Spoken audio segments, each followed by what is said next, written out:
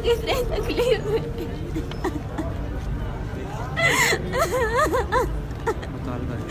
अल्लाह हमारा मुतालबा है हमारे भाइयों को रिहा किया जाए, उन्हें बाज़ यहाँ।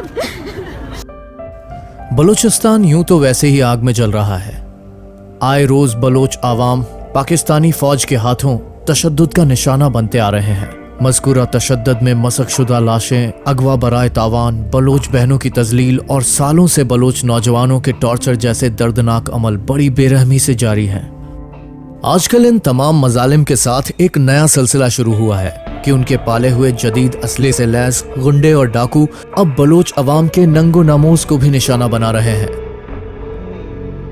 ऐसा ही कुछ बलोचिस्तान के एक इलाके डनुक में पेश आया, जहां रियासती डेथ स्क्वाड के कारिंदों ने दौरान डकैती और लूटमार एक बलोच बहन को शहीद करने के साथ साथ उनकी कमसिन बच्ची ब्रम्श को भी जख्मी कर दिया। एक तरफ तो वो अब जिंदगी और मौत की कश्मकश में अपनी माँ की जुदाई में जेरे इलाज है, और दूसरी जानिब मशहूर जमाना नोआ वादियाती चैनल क्या कहते हैं, जरा मुलाहिजा कीजिए। क्योंकि उस बच्ची का जुर्म ये था, उसकी सजा ये थी जोहरा की कि वो जिस घर में काम करती थी उसका मालिक तोतों का कारोबार करता था। सफाई करते हुए एक पिंजरा उससे खुला रह गया, जिसकी वजह से दो तोते जो हैं वो उड़ गए। दो तोते जो हैं वो उड़ गए। दो तोते जो हैं वो उड़ गए। हाय अफसोस कि गयूर बहादुर नंग के पासबां बलोचों को ऐसे गैर मुहज्जब और अखलाकियात से आरी पाकिस्तानी पंजाबियों का गुलाम बनना पड़ा है, जहां सच का जनाजा रोज बलूचिस्तान की गलियों से उठाया जाता है। पंजाबी की तारीखी पसे मंजर के हवाले से पहली शख्सियत बुजुर्ग बलोच कौम दोस्त सियासतदान बाबा नवाब खैर बख्श मरी हैं, जिन्होंने इस हवाले अपने ख्यालात का इजहार किया और बलोच अवाम को हकीकत से रोशनास कराया। इसमें इतनी संजीदगी हो कि चलो भाई, वो अंग्रेज जैसे कहते थे कि 20-25 साल तो और भी हिंदुस्तान को हम ताकत के जोर से भी रख सकते, देखा कि अभी हमें नुकसान ही नुकसान होगा, खर्च ना होगा, फायदा नहीं होगा। तो इसमें वो संजीदगी नहीं, क्योंकि गुलाम है खुद, आकाओं की मर्जी क्या है, कहाँ तक चला गया वापस आ सकता है।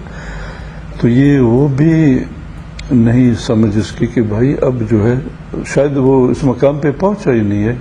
आजकल यही सोच की तकरार चल रही है, और सुना है कि बौखलाहट की शिकार पाकिस्तानी सोच अब सच को हराने में बुरी तरह नाकामी से दो चार है। आजकल नवाब साहब की आखिरी आरामगाह को मिसमार करने की साजिशों और कोशिशों में लगी है। पाकिस्तान बिल्कुल नापाक चीज है, इसमें रहना नापाकियत है, इसमें रहना कुफ्र है, इसमें रहना बेगैरती है। दरअसल बाबा का मकबरा भी दुश्मनों को ख्वाबों में आता है, क्योंकि उनकी हस्ती मुजाहमत की अलामत थी, और उनकी आखिरी आरामगाह बलूचिस्तान की मुजाहमती सियासत का निशान। तारीख ने सबके साथ सही इंसाफ किया है, और तारीख का ये इंसाफ यूं ही रवा दवा रहेगा। कौन कहां खड़ा है सब आया है।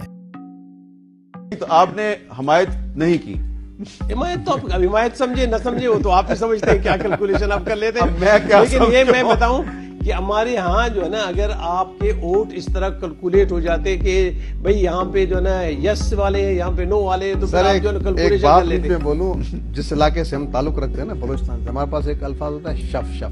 बाबा शफ क्या, शफ्तालू ये सारे बलूचिस्तान वाले समझ जाएंगे। तो बात मुसीबत बीमारी है कि सीधी बात नहीं करते हम लोग।